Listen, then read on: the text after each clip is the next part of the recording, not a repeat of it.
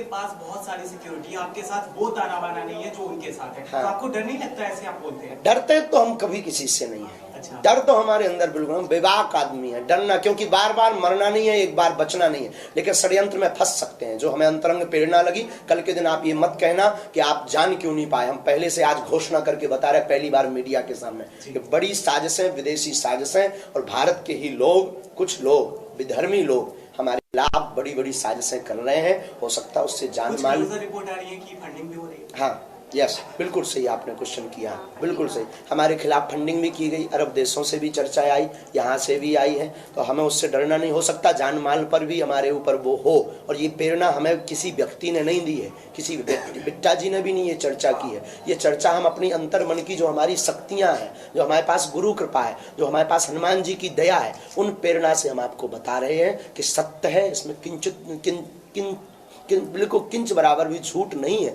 लेकिन हमें भयभीत नहीं। इन फ्यूचर यदि आपकी सिक्योरिटी और ज्यादा होम मिनिस्ट्री बढ़ाता है तो आप वो सिक्योरिटी लेंगे? क्योंकि आपके अब जैसे ही आप बढ़ रहे हैं, आपकी लोकप्रियता का ग्राफ बहुत ऊपर जा रहा है, तो आपको जो है आप जान माल का खतरा होने वाला है। तो आपकी यदि गृह मंत्रालय से सिक्योरिटी बढ़ाई जाती है तो आप उसको स्वीकार करेंगे? बेझिझक हमें सनातन का बड़ा कार्य करना है। देखिए, किसी को अगर शक्ति बल से लड़ना हो तो हमारे पास बहुत से मंत्र विविधता है, लेकिन किसी को गर्राट हो तो उसके लिए सिक्योरिटी की आवश्यकता। क्या चाहते हैं आपकी सिक्योरिटी और बढ़ाई जाए?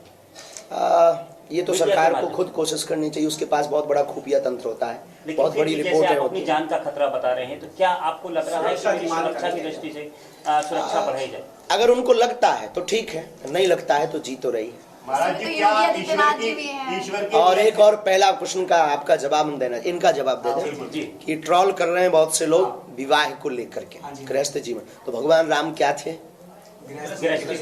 गृहस्थ में ही थे। तो हनुमान, श्री हनुमान जी किनके पास सेवक थे? गृहस्थ में ही सेवक। अच्छा, हनुमान जी का अवतार जहाँ हुआ, जिन माता अंजना के, वो भी कहाँ थी? गृहस्थ में ही थी। तो शक्तियां या सिद्धियों के बारे में एक पत्नी व्रतधारी सदा बाल ब्रह्मचारी की दृष्टि में ही आता है। एक पत्नी व्रत का धारण करने वाला ब्रह्म, उसकी एक मर्यादा होती है, उसकी एक नियम होता है। वासना में लिप्त होना, और कई बार तो कई ब्रह्मचारी होते हुए भी अनेक के हो जाते हैं। तो हमारी दृष्टि से अनेक का होने की वजह शक्तियों पे कोई प्रभाव नहीं पड़ना। हम घोषणा वासना में लिप्त रहते हैं, क्या उन्हें सिद्धियां प्राप्त हो सकती हैं? जो लोग वासना में लिप्त, कदापि नहीं। ये शक्तियां और सिद्धियां उपासना का विषय है, वासना का विषय है ही नहीं। और हमारी शक्तियों में कोई, हमने पूछ लिया बालाजी से भी, अपने गुरु जी से भी पूछ के हमने घोषणा की। ऐसे कोई पागल या मूर्ख आदमी, गांव के देहाती तो है नहीं कि न्यूज में बने रहने के लिए कोई बात घोषणा कर दें। हमें लाइमलाइट में बने रहने के लिए तो ये शौक करने के लिए बात नहीं बोलते। पहले बालाजी से आज्ञा ली, गुरु जी से आज्ञा ली, जो हमारी अंतर्मुखी आज्ञा है, उनका कहना है नो प्रॉब्लम। हमें लगता है कि हमारी शक्तियों में, बिल्कुल दावे के साथ कहते हैं, एक भी शक्तियां यहाँ की वहां नहीं होंगी। हमें अपने बालाजी पे भरोसा। मेरा आखिरी सवाल है, आपको जो कॉपी पेस्ट कर रहे हैं बहुत सारे मध्य प्रदेश में बाबा, बहुत सारे बाबा आपका ताना बाना ले लेते हैं, आप जैसे गेटअप ले लेते हैं, उनको आप क्या कहेंगे? कॉपी पेस्ट जो करते हैं। ठीक है, सनातन का काम कर रहे हैं, करना चाहिए। भक्तों का समुदाय बहुत है, बस लोगों को आगाह करेंगे, लोगों को सावधान करेंगे, अंधविश्वास में ना पड़े। जी सर। महाराज जी, क्या सुख दुख लाभ हानि जीवन मरण को इसको मानते हैं? आपके विधि हाथ है कि नहीं? परमात्मा के हाथ में। इसको हम मानने से नकारते क्यों नकारेंगे? शास्त्र में ही है, लाभ हानि जीवन मरण यश अपयश विधि हाथ, ये परमात्मा के हाथ में। पर आप कहेंगे कि फिर आपको सुरक्षा की क्या जरूरत, आप कहेंगे फिर आपको सिक्योरिटी की क्या जरूरत? लाभ हानि जीवन मरण यश अपयश परमात्मा के हाथ में। आपसे लाभ लेने के प्रयास में आते हैं। हाँ, तो क्या जब ये विधि हाथ है तो कैसा आपको संबंध हो सकता है? तपस्या बल पर, भगवत कृपा पर, मंत्र बल पर, भगवत कृपा से कुछ भी असंभव नहीं है। दूसरी बात, जो लिखा है वो होना, परंतु बड़े स्तर की चीज छोटे स्तर में निकल जाती है। मान लीजिए 10 सीढ़ियों से गिरना है तो किसी बुद्ध पुरुष और महापुरुष की शरण में आप 2 सीढ़ी से गिरेंगे, 8 आपकी बच जाएंगी, गिरना तय है। मान लीजिए 2 सीढ़ी आपको चढ़ना है तो किसी बुद्ध पुरुष और गुरु कृपा से आप सीधी 10 सीढ़ियां चढ़ जाएंगे। इतना बूस्ट, इतनी उनका जो सौभाग्य, गुरु का सौभाग्य शिष्य के दुर्भाग्य के साथ जुड़ता है। तो उस शिष्य का कल्याण हो जाता। इसलिए भारत में गुरु परंपरा है, पूरे विश्व में गुरु परंपरा है, इसीलिए दरबार की आवश्यकता है। जब व्यक्ति को दिखाई नहीं पड़ता हमें क्या करना चाहिए, तब ईश्वर की शरण में आने के लिए महात्मा, गुरु, संत, दरबारी, सिद्ध पुरुष ये सिर्फ माध्यम है आपकी बाहें पकड़कर ईश्वर से जोड़ने का, ना कि साध्य। और हम हमेशा बोलते कि हमसे जुड़ने की आवश्यकता नहीं है। जुड़ना ही है तो बालाजी से जुड़ो। हमें बालाजी ने जो सिद्धि दी वो किसी और काम से दी, वो हम कर रहे हैं, जिसकी मिर्चा पूरे भारत में विधर्मियों को लग रही है। कर्म प्रधान के भाग्य, कर्म से ही भाग्य बनता है। कर्म करना जरूरी है, कर्म करना बहुत जरूरी, कर्म के साथ कृपा जरूरी, कर्म के बिना फल नहीं मिलेगा। महाराज जी, जहाँ पे आप कथा कर रहे हैं वहाँ पे बहुत सारे मुस्लिम हैं, बहुत सारे मुस्लिमों के घर हैं, इसके बावजूद भी वो समर्थन करें, क्या उनके बारे में क्या बोलना चाहेंगे? जैसे आप कल भागवत में बोला था कि उन्होंने कथा में प्रसाद बांटा, कथा में व्यवस्था की, सेवा की, करना चाहिए, बहुत जरूरी है। देखो, भारत ऐसा राष्ट्र है, भारत, हमारा सनातन धर्म किसी से विरोध करना नहीं सिखाता है। हम तो मानवता के आदमी हैं, लेकिन सनातन के कट्टर हैं। सीधी सी बात फिर कहेंगे, कायदे में रहोगे तो फायदे में रहोगे। महाराज जी, एक प्रश्न ये है कि समाज में आप आजकल देख रहे हैं आधुनिकता के नाम पर जो बच्चे हैं, युवा हैं, वो कहीं ना कहीं जो उनके वस्त्र जो है वो बदल चुके हैं, पहनावा बदल चुका है।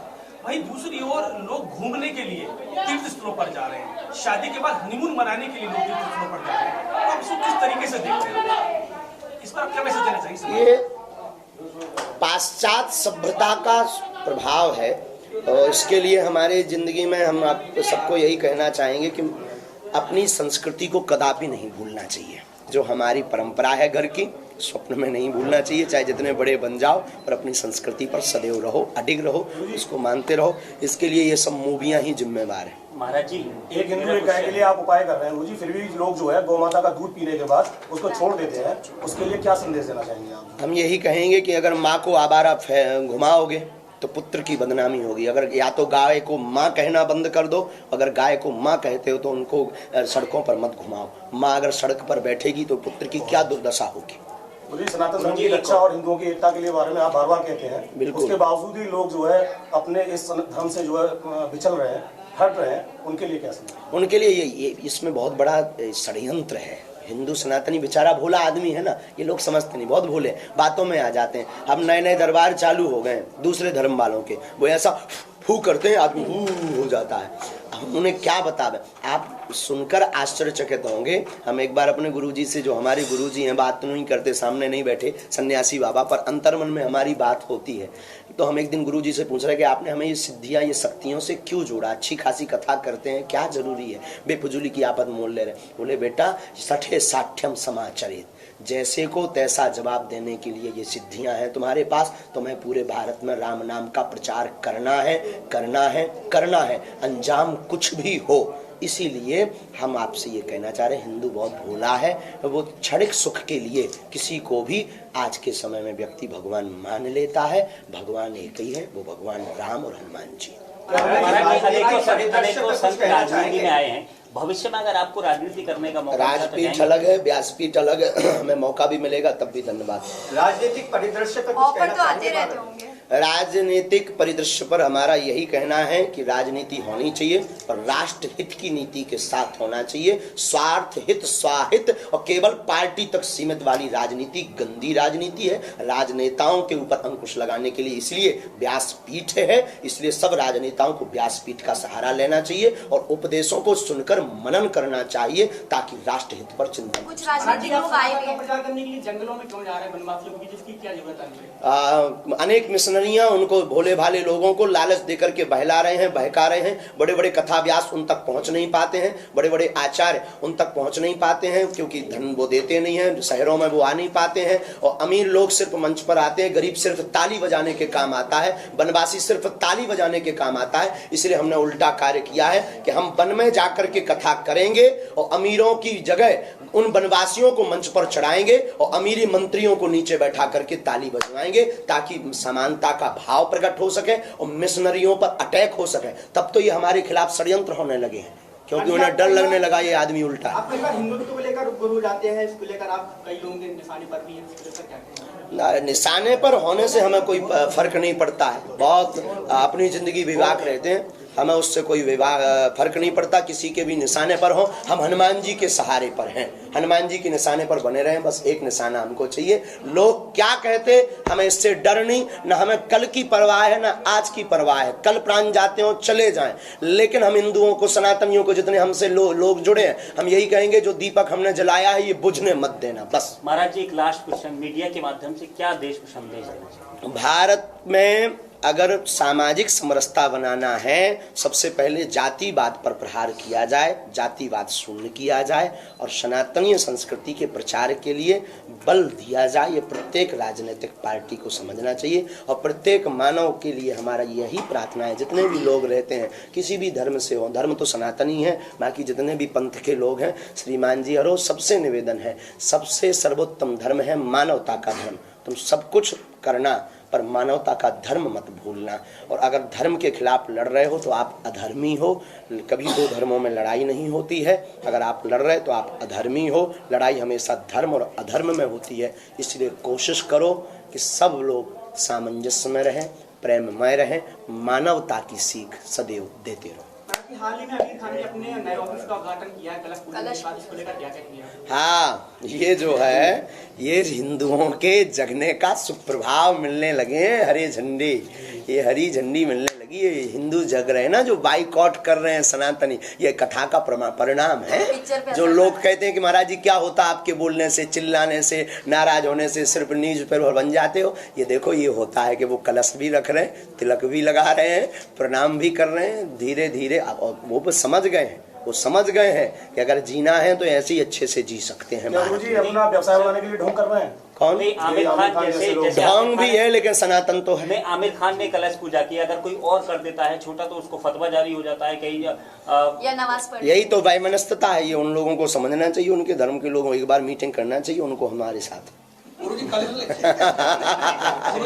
मुस्लिम समुदाय के लोगों ने छकारी में प्रसाद बांटा है, भक्तगण आए हुए थे, उन्होंने कहा कि हमें नहीं लेना चाहिए प्रसाद। कुछ भक्तगण आए हुए थे कथा में, उन्होंने कहा नहीं लेना चाहिए, वो आज तक हम लोग उनको देते रहे, उनको उनकी वो जो धार्मिक यात्रा है उसके लिए भारत सरकार रुपया देती रही, अगर वो कुछ बांट रहे तो लेना चाहिए। हिंदुओं को ये नहीं कर, हम तो कहते वो मकान दे दें, हम तो तैयार बैठे।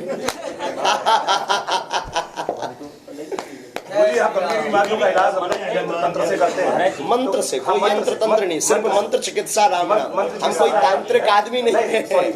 तो क्या ये चिकित्सा विभाग में जो डॉक्टर लोग हैं क्या वो भी आपके विरोध में रहते हैं? नहीं, कोई डॉक्टर विरोध नहीं, सपोर्ट में है हमारे। हाँ सपोर्ट में है, क्योंकि हम दवा के खिलाफ नहीं है, दवा और दुआ दोनों को साथ लेकर चलते हैं, ये बहुत अच्छा विषय है।